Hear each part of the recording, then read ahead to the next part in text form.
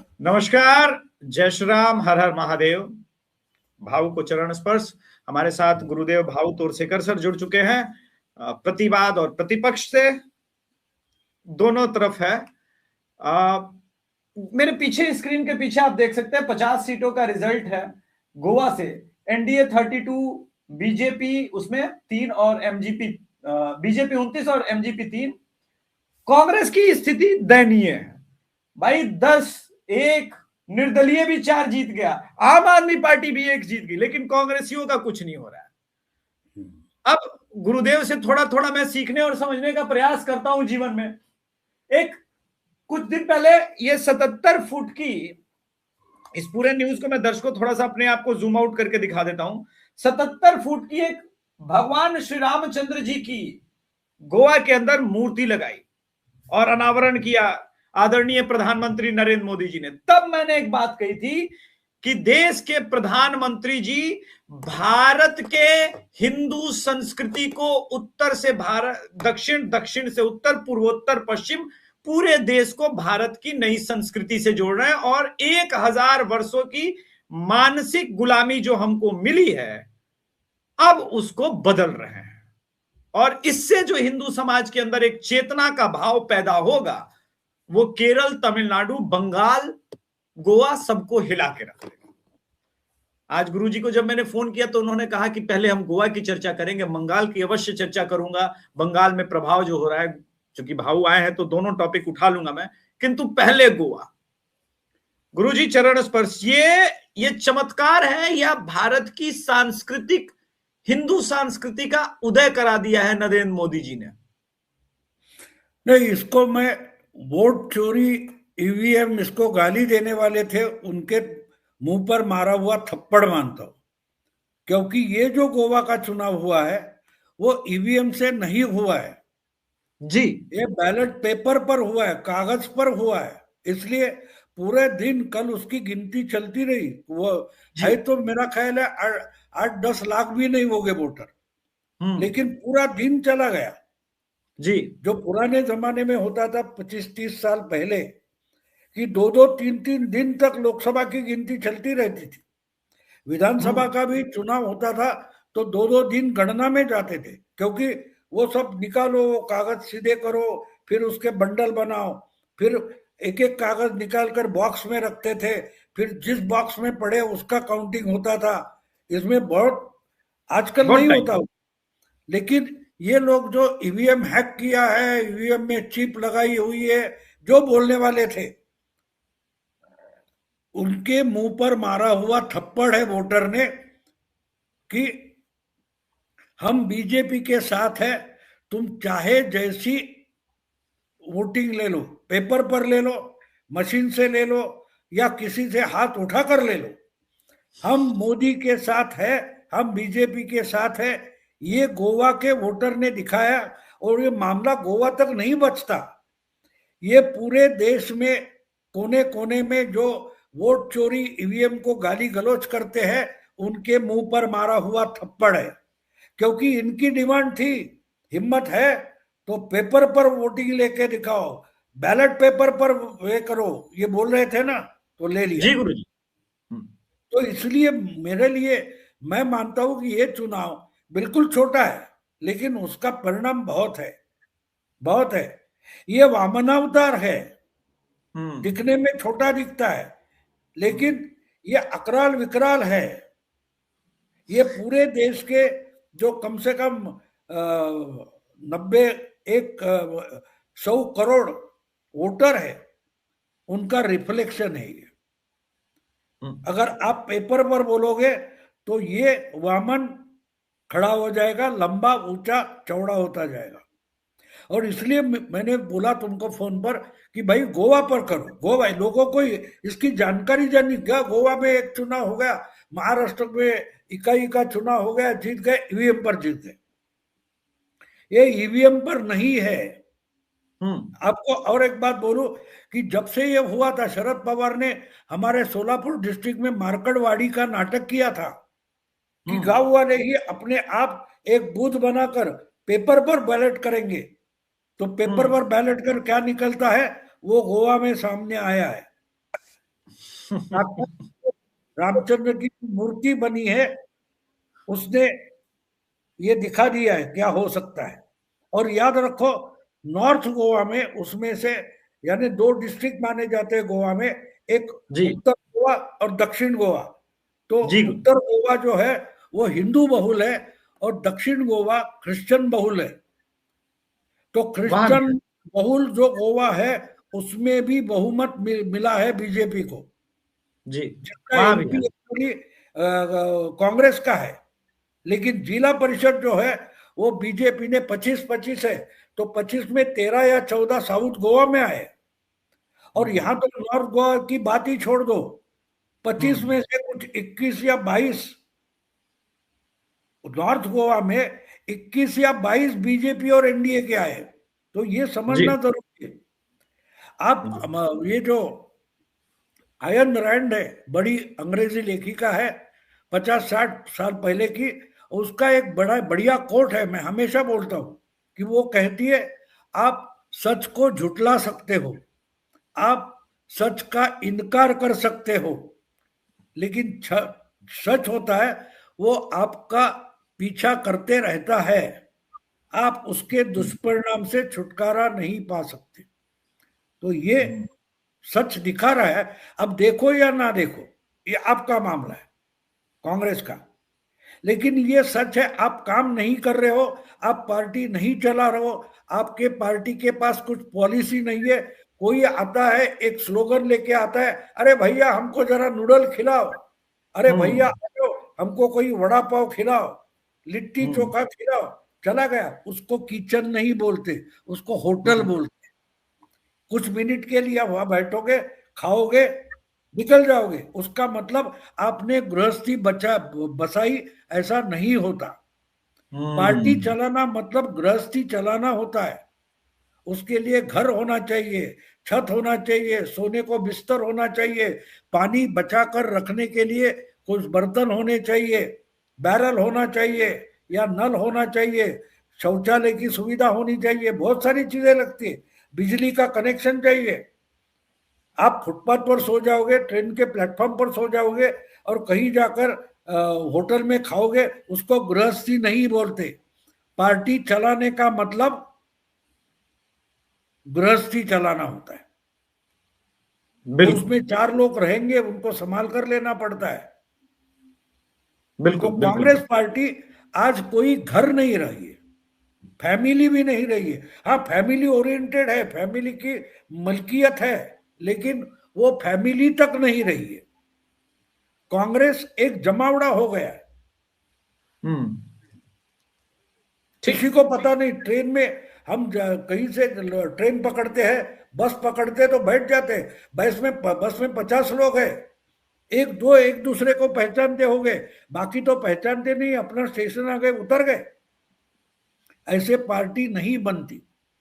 Party का मतलब एक पूरा 10 बोगी की एक ट्रेन होती है, 2 बोगी उसमें कोई टूर वाले लेते हैं और वहां टूर के लोग इकट्ठा प्रवास करते हैं, खाएंगे इकट्ठा, जाएंगे इकट्ठा, या कहीं शादी में जाने वाले होते हैं, बोगी पूरी बुक करते हैं।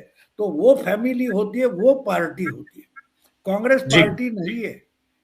कांग्रेस में अभी आया, टिकट ले लिया, अंदर बैठ गया, अपना स्टेशन आ गया, उतर गया, बाजू में कौन बैठा था मुझे पता नहीं।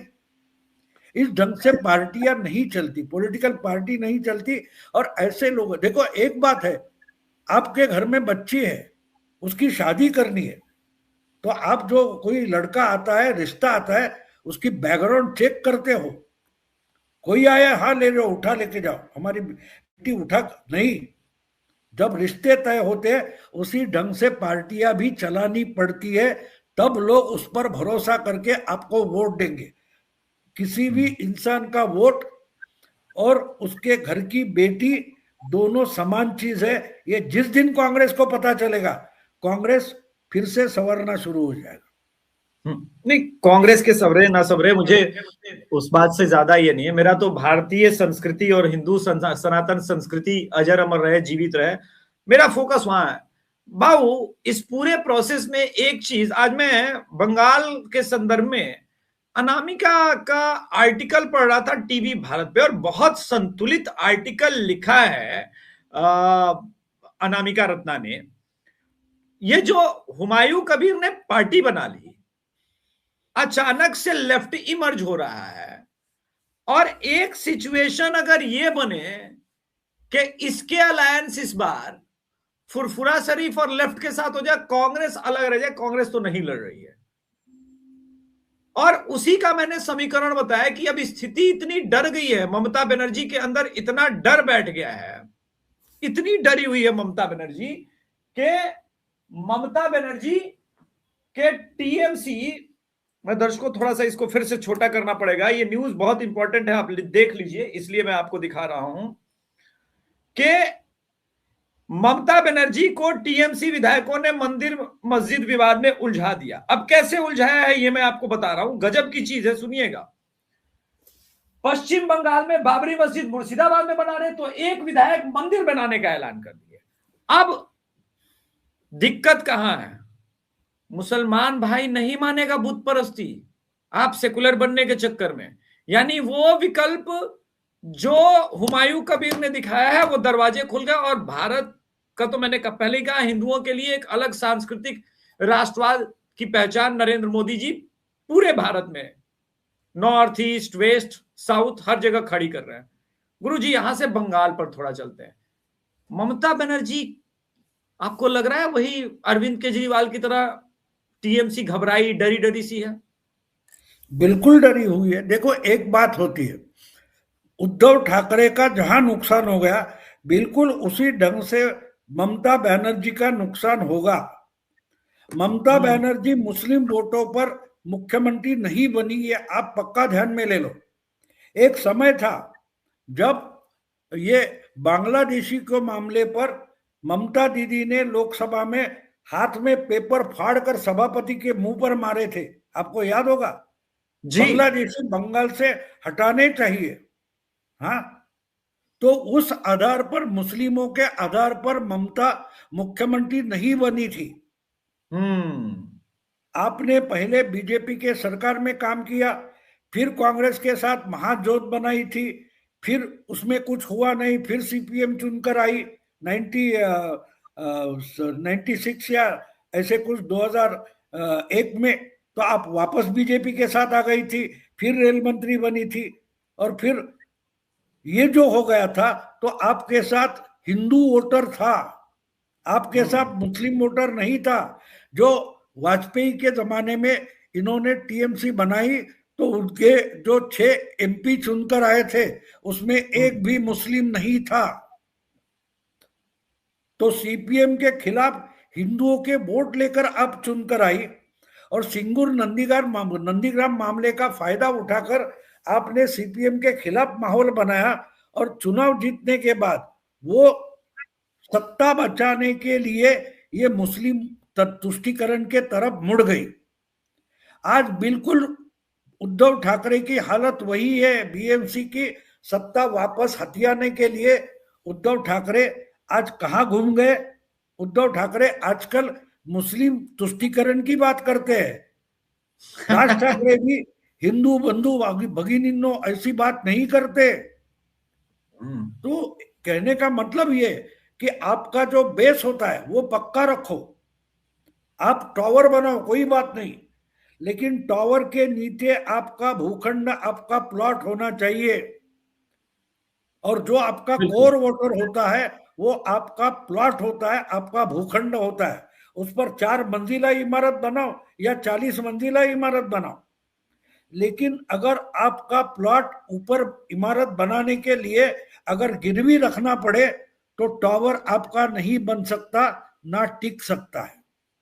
तो ममता आहिस्ता आहिस्ता करके पिछले 3 टर्म में मुस्लिम तुष्टीकरण करते करते अपना प्लॉट, अपना भूखंड गवा बैठी है, और इसलिए डरी हुई है। अगर ममता का डर आपको देखना है तो आपने सही कहा कि केजरीवाल जैसे डरी है क्या, तो उद्धव जैसे भी डरी है। आज उद्धव क्यों डरा है? जो 5-6 साल पहले मुख्यमंत्री बनने के बाद हर किसी को धमका रहा था, वो इंसान आज मुंबई में अपने घर में बैठकर भी रोता क्यों है, डरता किसको है? क्योंकि हाँ वही। उसको समझ में आ गया कि मेरे पिता ने जो मेरे लिए भूखंड बनाया था, प्लॉट बनाया था, हिंदुत्व का था, तो हम्म। हिंदुत्व का प्लॉट मैंने गवाया है, ये समझ चुका है, समझ चुका है। आज अगर पूरे मीडिया में, मराठी मीडिया में चर्चा चल रही है तो उद्धव ठाकरे फिर से बीएमसी जीत सकते हैं मामू फॉर्मूले से। मामू फॉर्मूला का है मराठी मानुस और मुस्लिम, मामू।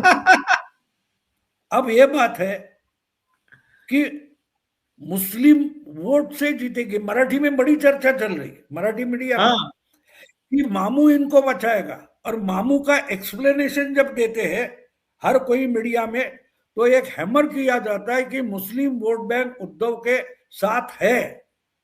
ठीक है। तो जब ये बार बार बोला जाता है तो उद्धव के पास बचा हुआ हिंदुत्व वाला वोटर है, वो उद्धव से खिसक जाता है। उद्धव बोलता नहीं है, संजय राउत नहीं बोल रहा है, आदित्य ठाकरे नहीं बोल रहा है, लेकिन मीडिया में ये चर्चा है। इनके ही चमचे पत्रकार जो है वो जोर शोर से मामू मामू मामू बोल रहे हैं, लेकिन उसमें मामू जो है वो इनका प्लॉट खिसका रहा है। तो इसलिए उद्धव डरा हुआ है कि मुस्लिम वोट देगा कि नहीं उसकी गारंटी नहीं। क्या वो हम्म। ओवैसी के साथ जाएगा, वो अबू आजमी के साथ जाएगा, नवाब मलिक के साथ जाएगा, या वापस कांग्रेस के साथ जाएगा, इसका भरोसा नहीं है। और जो ओरिजिनल उनके पिताजी ने तैयार की हुई हिंदुत्व की वोट बैंक थी वो तो खिसक गई है, आधी से ज्यादा खिसक गई है। जो बची कुची है ये मां मुंह करके, मुंह मोड़कर चली जाएगी। और इसके लिए उद्धव डरा हुआ है, उद्धव इसलिए आश्चर्य डरा हुआ है। है। मतलब मुझे तो लगता है कि जो मराठी मीडिया में बहुत सारे लोग हैं, पत्रकार, वो दिखने में तो उद्धव की चमचागिरी कर रहे हैं, उद्धव की आरती उतार रहे हैं, लेकिन वो जो बार बार मामू कर रहे हैं ना, तो मुझे लगता है इनको मामू बोलने के लिए बीजेपी ने पैसा दिया है क्या? क्योंकि जितनी बार मामू मामू मुस्लिम वोट बैंक की चर्चा करेंगे उतना उद्धव का बचा कुचा हिंदू वोटर उसके हाथ से निकल जाएगा। ये भी ठीक तो है गुरुजी। बिल्कुल वही बात हम ममता की तरफ मुड़कर देखें तो हमारे समझ में आती है। क्योंकि ये अगर मस्जिद बनाने निकला तो इसका जो हिंदू एमएलए है कोई मंदिर बनाने की बात कर रहा है, उसका कारण वो डरा हुआ है कि इसको भले पार्टी से निकाल दिया है लेकिन ये तो हमारी पार्टी का था। अगर ये बाबरी बना रहा है तो मेरे चुनाव क्षेत्र में जो हिंदू है वो मेरे हाथ से निकल गए तो मैं तो एमएलए नहीं बनूंगा। उसका डर उसको है, इसलिए वो मंदिर बनाने की घोषणा कर चुका है। अब ममता क्या करेगी? वो उस बाबर को, हुमायूं कबीर को गाली नहीं दे सकती।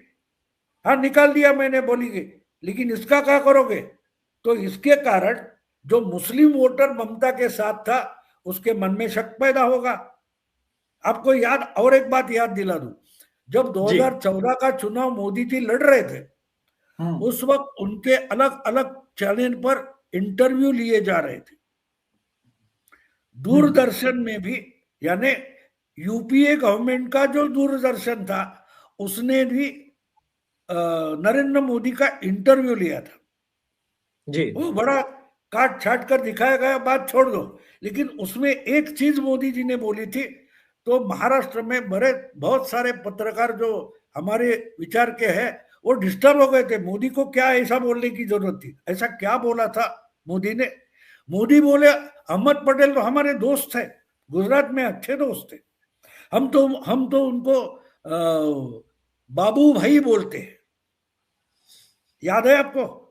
जी याद है। आजकल वो क्यों उखड़े रहते, मेरे से बात नहीं करते, मेरा फोन नहीं उठाते, वरना तो हम गुजरात के अच्छे दोस्त थे, हम उनको बाबू भाई बोलते। अहमद पटेल ये हाँ बोला था उन्होंने। तो हमारे यहाँ के उतावले हिंदुत्ववादी डिस्टर्ब हो गए, मुझे याद बोले ये क्या मोदी को ये बोलने की क्या जरूरत थी? मोदी भी मुस्लिम तुष्टीकरण करने लगा। मैंने बोला गधो समझ लो, क्योंकि वो इंटरव्यू पब्लिश होने के बाद कम से कम 50 बार अहमद पटेल को खुलासा करना पड़ा, मोदी मेरा दोस्त नहीं है। लेकिन ये एक सेंटेंस घुसाकर मोदी ने सोनिया के दिमाग में शक डाल दिया ना, शक तो डाल दिया। बिल्कुल हमारे यहाँ शातिर रहे। एक मराठी राशि चक्र नाम का प्रोग्राम करने वाले थे, उनका मुझे उनका नाम याद नहीं आ रहा है। तो वो हर राशि जो होती है भविष्य में उसका वर्णन वगैरह, बढ़िया वर्णन वगैरह करते थे, पूरा 2-3 घंटे का प्रोग्राम करते थे। उन्होंने किसी एक राशि के जो लोग होते हैं उनके मन में बहुत सारे सवाल होते हैं, ये सवाल पूछते रहेंगे। तो उन्होंने कहा कि बंगलोर से मुंबई आ रहा था हवाई जहाज से, तो बाजू में बैठे जो थे वो हवाई जहाज तो उड़ गया, वो पूछने लगे आप क्या करते हो, आप क्या करते हो, अगर बातें चल रही। तो बोले मुझे एक मेरे दिमाग में शक है कि ये जो हवाई जहाज उड़ा रहा है पायलट, अगर उसको बीच हवा में हार्ट अटैक आ जाए तो क्या करेंगे। तो बोले मैंने उसको समझा दिया कि भाई अकेला पायलट नहीं होता, उसका को पायलट भी होता है। ऐसी इमरजेंसी आ जाए तो को पायलट है वो अपने हाथ में ले लेता है और संभाल के लेके जाता है। तो उसने अगला सवाल पूछा अगर उसको भी हार्ट अटैक आ जाए तो बोला मैं इतना गुस्से में आ गया कि साले तो हवाई जहाज गिर जाएगा, हम मर जाएंगे। तो जो बाजू वाला सवाल पूछ रहा था वो बोला अच्छा तो कोई चारा नहीं है। तो बोले कैसे चारा होगा, गिर जाएगा। तो कोई बात नहीं, जब गिरेगा तब गिरेगा, अब मुझे नींद आ रही है मैं सो जाता हूं। वो तो सो गया, लेकिन इसके दिमाग में कीड़ा डालकर चला गया। वो बोला मैं पूरा मुंबई में पहुंचने तक हवाई जहाज में मैं पूरे टेंशन में रहा कि साला बोला तो है ये, और शायद हो गया तो क्या क्या जिंदा मुंबई पहुंचूंगा या बीच में कहीं हवाई जहाज गिर जाएगा। तो दिमाग में कीड़ा डालना होता है। तो वैसी बात हो गई। तो ये जो आपने मंदिर की बात कही है, जिस एमएलए ने कही है, तो ममता के दिमाग में उसने कीड़ा डाल दिया कि देखो मैं तो मंदिर बनाने जा रहा हूं। तो ममता के मुस्लिम वोटर है, उनके दिमाग में ये कीड़ा चला जाएगा तो वोट चले जाएंगे, इसका ममता को डर है। और पहले से ये बाबरी बना रहा है, उससे हिंदू वोटर चले जाएंगे, इसका डर है। तो दो दो कीड़े अगर ममता का दिमाग खा रहे हैं तो बेचारी डरेगी नहीं तो क्या करेगी, तुम बताओ। नहीं गुरुजी, मैंने तो बस इसीलिए वो कल ही आपको न्यूज दिखाया था दर्शकों को कि मैं भी थोड़ा कीड़ा डालूं के दिमाग में। पहले तो नहीं गुरुजी नहीं, इस विश्लेषण के लिए पहले चरण स्पर्श आपकी एक बार बात फिर से। देखो, वो हवाई जहाज में उड़ रहे थे तो वहां से जंप करने का कोई चांस है ही नहीं, तो मरना ही है। तो उसको डर होता है ना। ये आप जमीन पर ऐसी बातें करो तो बात अलग होती है। कोई बिल्कुल। चुनाव लड़ रहा है और उसके हारने के चांसेस पर आप बात करो तो वो डिस्टर्ब हो जाता है, विचलित हो जाता है। कोई एक सीरियस ऑपरेशन होने वाला है और ऐसे वक्त में आप जाकर अरे मेरे वो दोस्त के चाचा थे वो ऐसे ऑपरेशन में 2 घंटे में मर गए, ऐसी बात करोगे तो वो डॉक्टर से ऑपरेशन करवाएगा, उसके दिमाग में तो कीड़ा चला गया। तो ममता के दिमाग में आज ये जो चल रही है बातें, ये हुमायूं कबीर और दूसरा कोई है, ये मंदिर और मस्जिद का मामला, इसमें उलझने का मतलब समझो कि जैसे फंस हम गई। देखते वो डिस्कवरी चैनल पर वगैरह वो जंगली कुत्ते किसी जानवर को पकड़ लेते और फाड़ते हैं जिंदा। ममता के दिमाग को 2-3 तरफ से ऐसे लोग कुत्ते खींच रहे, तो वो बेचारी डरेगी नहीं तो क्या करेगी, तुम मुझे बताओ। ठीक है गुरुजी, मैं जरूर मैं क्या एक्सप्लेनेशन करूं।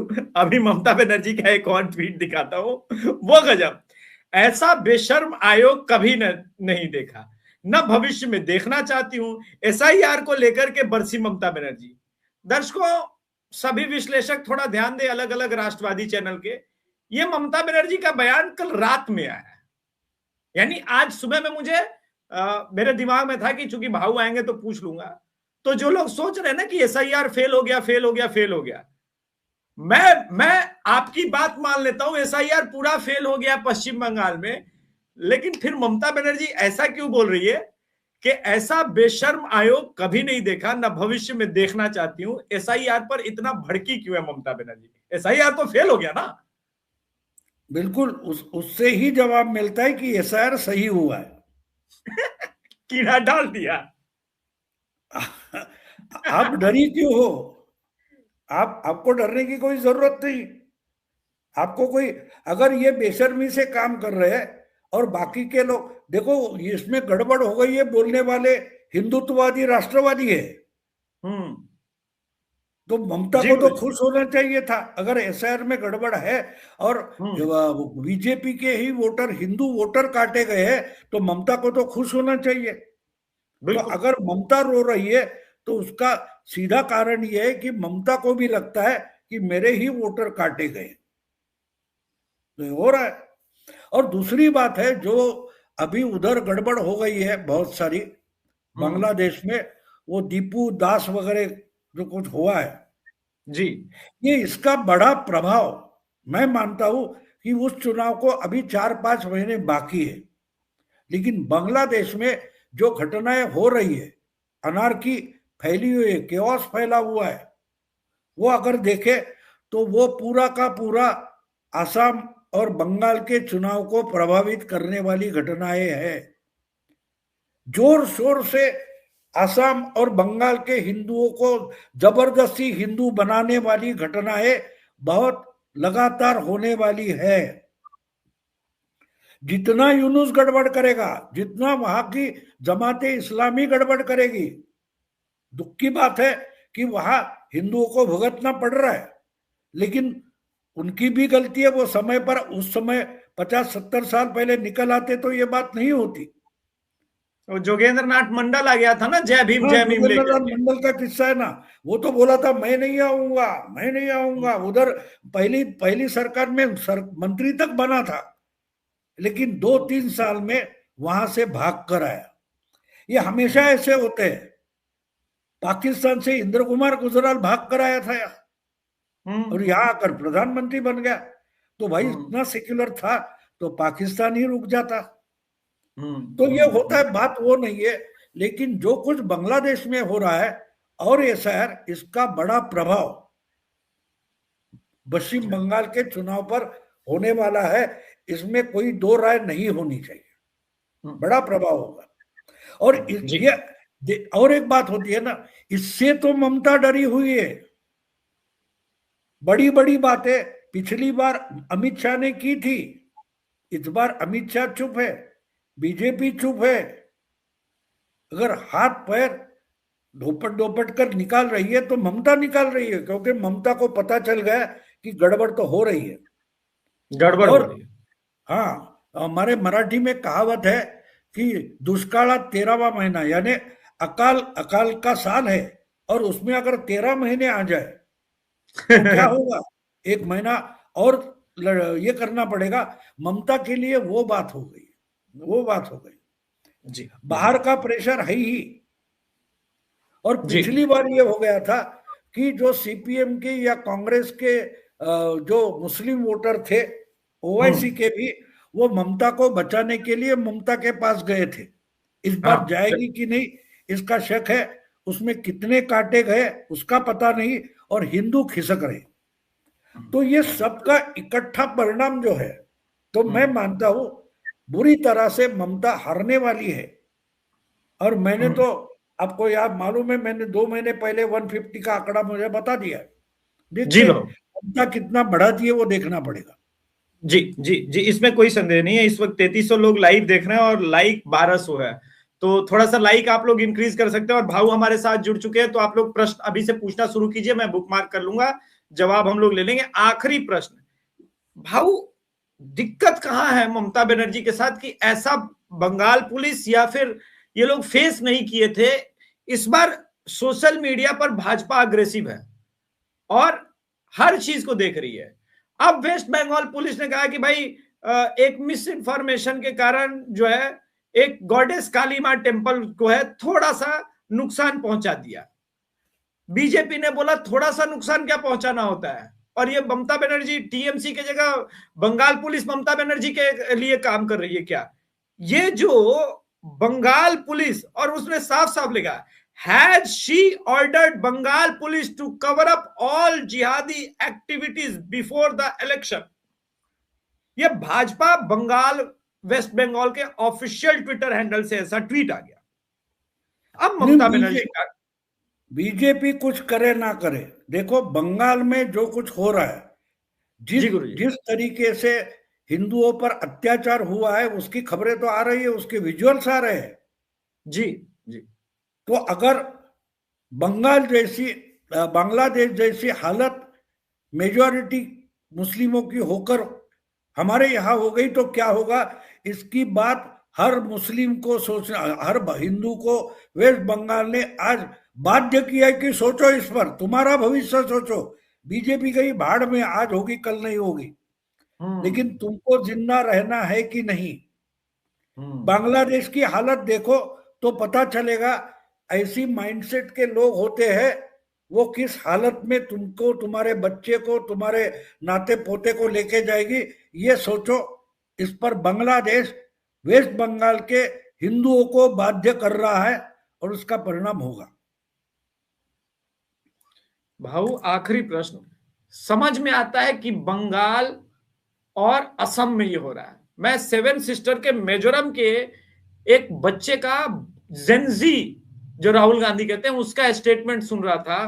वो बोल रहा है, अरे कंगालू लोग, तुम सेवन सिस्टर्स को कब्जा करेगा, तेरे को पता है हम लोग कितना बड़ा लड़ाका है।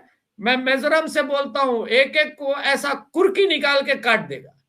ये आश्चर्य की बात है भाऊ कि अरुणाचल प्रदेश में आप देखिए किस प्रकार से अब भगाए जा रहे हैं, मेघालय में भगाए जा रहे हैं। ये हो क्या रहा है सेवन सिस्टर्स में, और ये किशनगंज में क्या हो रहा है भाऊ, बिहार के ये जो पूरा एरिया लगा है बंगाल से, कुछ हो रहा है लेकिन कुछ पता नहीं चल रहा है। नहीं देखो, एक बात होती है, आप जिस ढंग से एग्रेसिव हो जाते हो, अदर साइड को कंसोलिडेट करने के लिए बाध्य कर देते हो। अब ये मिजोरम हो या सेवन सिस्टर हो, वहां तो हिंदू कम है, ज्यादा से ज्यादा आदिवासी है या तो क्रिश्चियन कन्वर्टेड है। अगर वो इनके खिलाफ, मुस्लिमों के खिलाफ खड़े हो जाते हैं तो एक तरीके से वो हिंदू ही बन जाते हैं, हिंदू बन जाते हैं। हाँ बिल्कुल।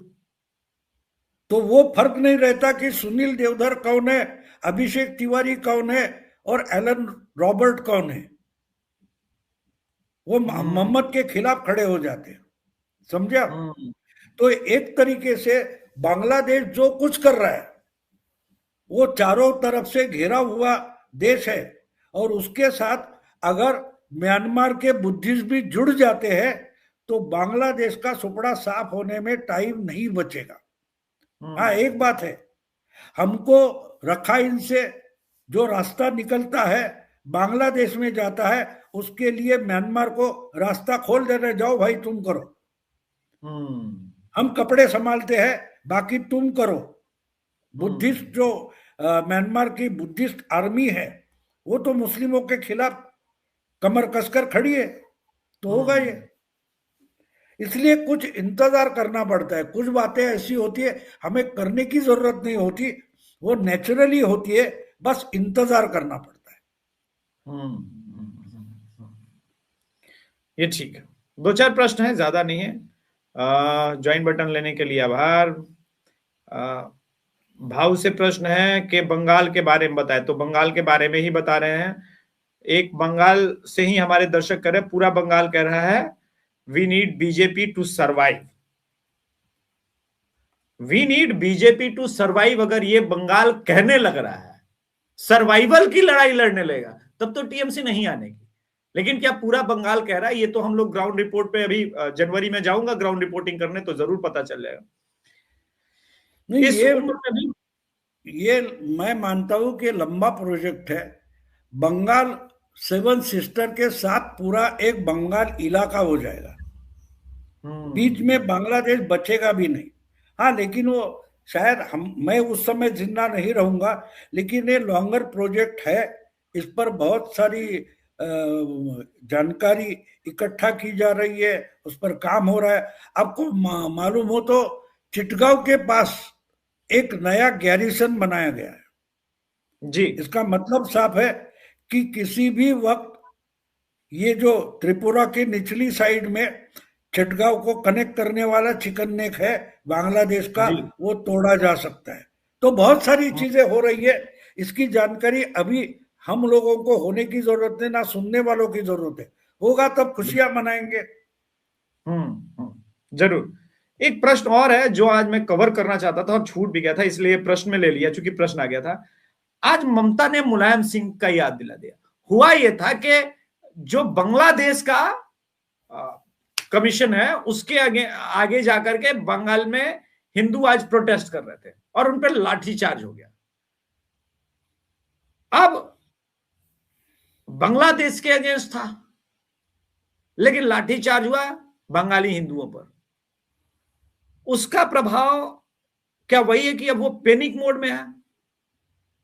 कौन, ममता? हाँ, क्योंकि लाठीचार्ज तो कराया ना ममता ने, बिल्कुल हाँ, वैसे ही करने दो ना, जैसे। अच्छी बात है, करने दो। देखो, एक बात होती है, लड़ाई में उतरोगे तो कुछ लोगों को तो शहीद होना पड़ता है, कुछ लोगों को मार खानी पड़ेगी। तो हमारे खरोच तक ना आए और हम लड़ाई जीत जाए, ऐसी तो लड़ाई नहीं होती। मैंने ऐसी तो पिछले लड़ाई। 5 साल पहले जब बंगाल का चुनाव बीजेपी हार गई थी, तब बहुत सारे लोग, कुछ 50-5 हजार के आसपास परिवार भाग गए थे। तब बहुत सारे बीजेपी के समर्थक गुस्से में थे, मुझे बोलते थे ये क्या हो गया, क्या जरूरत है? अरे इतनी आसानी से पॉलिटिक्स नहीं चलती भाई, नहीं चलती, नहीं चलती ना। बहुत सारी चीजें होती है। हम लड़ाई करने निकले तो सामने वाले भी लड़ाई करने वाले हैं ना। वो हमारे इलाके में घुस आएंगे, हमारे उसके हम उनके इलाके में घुसेंगे, तो वो बिल्कुल नहीं घुसेंगे और हम तो घुसते जाएंगे। ऐसा नहीं होता। तो नुकसान थोड़ा बहुत इसलिए, जो हिटलर का एक जनरल था रोमेल, उसकी एक कोट मुझे याद है कि offence is a best defence. यानी लड़ाई करो, दुश्मन के इलाके में जाकर करो, तो मरेंगे तो हमारे और उनके भी, लेकिन प्रॉपर्टी का नुकसान उनके होगा। तो ये तरीके अपनाए जा रहे हैं, बहुत सारा हो रहा है। मेरे पास जानकारी भी होती है लेकिन मैं बोल नहीं पाता। बोलना नहीं जरूरी नहीं, भी नहीं, क्योंकि जरूरी भी नहीं है। दुश्मनों को जानकारी नहीं होनी चाहिए। बिल्कुल बिल्कुल बिल्कुल भाव। मैं कई बार मैं छुपा लेता हूं यही सोच के, क्योंकि आपसे ही सीख रहा हूं। उद्धव ठाकरे नहीं, उद्धव भाईजान। अच्छा हाँ, सॉरी सॉरी भाई, ये पल्लव चौहान कह रहे कि अब उद्धव भाईजान हो गए। हाँ, तो मराठी जनता भी उद्धव भाईजान मान के ही वोट की थी 4-5 दिन पहले जो रिजल्ट आया था।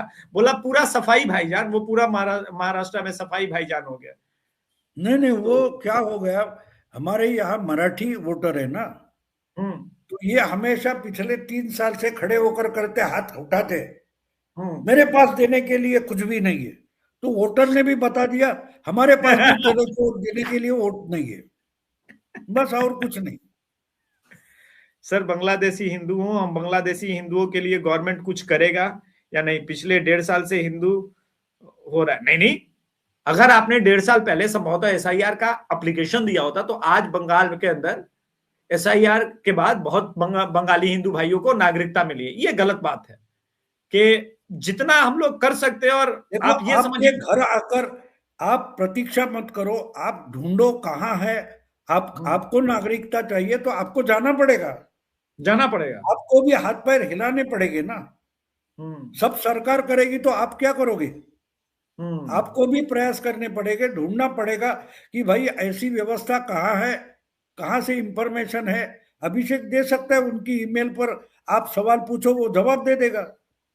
कहाँ हाँ नहीं, पहुंचना है, वही ना। कहाँ जाकर फॉर्म भरना है, वो दे देंगे। जरूर आपको कांटेक्ट करेंगे लोग। आस्क भाऊ साहब, एक क्वेश्चन है, क्या फ्यूचर में यूबीटी के साथ सुजात अंबेडकर अलायंस करेंगे? और हाँ, और अजीत बहुत सारे, ओवैसी के साथ करेंगे, यूनुस के साथ करेंगे, इमरान खान के साथ करेंगे, असीम मुनीर के साथ करेंगे। अरे किसके, अभी सुजात अंबेडकर के साथ जाके क्या होने वाला है? उनके पास अपना 2% वोट नहीं है। उद्धव के पास कम से कम 12% कुछ वोट है। तो किसी के पास अब अभिषेक और मैं मिलकर मोदी को हराऊंगा ऐसी बात नहीं कर सकते ना। ना अभिषेक की कोई पार्टी है, ना भाऊ तोरसेकर की कोई पार्टी। हाँ, लेकिन हम आते प्रेस कॉन्फ्रेंस लेते, अभिषेक और भाऊ इन्होंने हाथ मिलाया और बहुत जल्दी ये चुनाव में उतर जाएंगे, तो मोदी और शाह डर गए, ऐसी हेडिंग लोगे तो मजाक उड़ाएंगे। तो जो जो एक साथ आना चाहते हैं उनकी ताकत भी कितनी है देखो जरा। महाराष्ट्र के एक पत्रकार वानर वेड़े साहब याद आ गए। अभी पिछले 1.5 साल से मोदी सरकार गिर रही है। उसके वीडियो कम हो गए क्या? नहीं, अरे कहा, वो आज भी एक दो चैनल पर जाता है। रोज सरकार, रोज उद्धव भाव में और शिंदे साहब में रोज लड़ाई हो रही है उसके हिसाब से। रोज लड़ाई हो रही है। चलिए, तो दर्शकों, आज के संस्करण में इतना ही। हमारे साथ गुरुदेव भाऊ तोरसेकर सर जुड़े थे प्रतिवाद प्रतिपक्ष से। आप दोनों मराठी और हिंदी चैनल को सब्सक्राइब जरूर कीजिए, प्यार करते हैं आप लोग, मैं स्वयं देखता हूं। और जिन लोगों ने मुझे शिकायत किया कि भाऊ का कमेंट सेक्शन क्यों बंद है, मैं उनको बता देता हूं, उनका कमेंट सेक्शन बंद ही रहेगा। आपको जो सवाल पूछने का है मुझे मेल कर दीजिए, मैं भाऊ से पूछ करके उत्तर जरूर बताने का प्रयास करूंगा।